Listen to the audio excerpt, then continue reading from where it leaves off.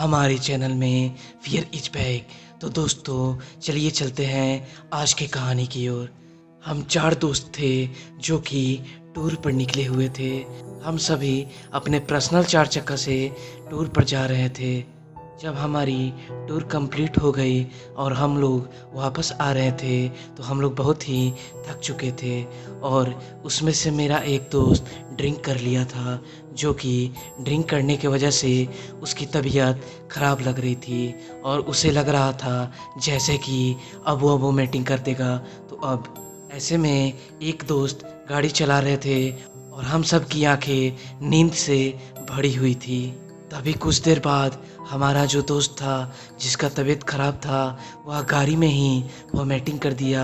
उसके बाद हम सभी वहाँ पे रुक गए और सभी को साफ़ सफाई किए, फिर वहाँ से निकलने के बाद वहाँ से एक बाईपास का रोड था जो कि खेतों के बीच से जाता था और वह कच्ची सड़क थी जिस पर गाड़ी सही से नहीं चल पाती थी और हम लोगों को घर जल्दी पहुँचना था। हल्का हल्का अंधेरा हो चुका था। हम लोग उस रास्ते पर लगभग 4 से 5 किलोमीटर बढ़े होंगे, तभी अचानक सामने एक औरत दिखाई दी जो कि उजले साड़ी में खड़ी थी। उसका चेहरा नज़र तो नहीं आ रहा था और उसने अपने हाथ के मुट्ठियों को बांधा हुआ था।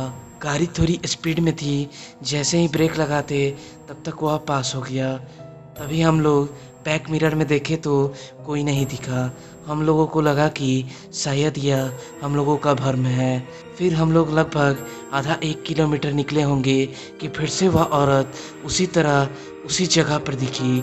ऐसा कैसे हो सकता है, फिर से वही जगह? ऐसा लगभग 3 से 4 बार हुआ। हम लोग बढ़ तो रहे थे लेकिन बढ़कर फिर उसी जगह पर वापस आ जा रहे थे।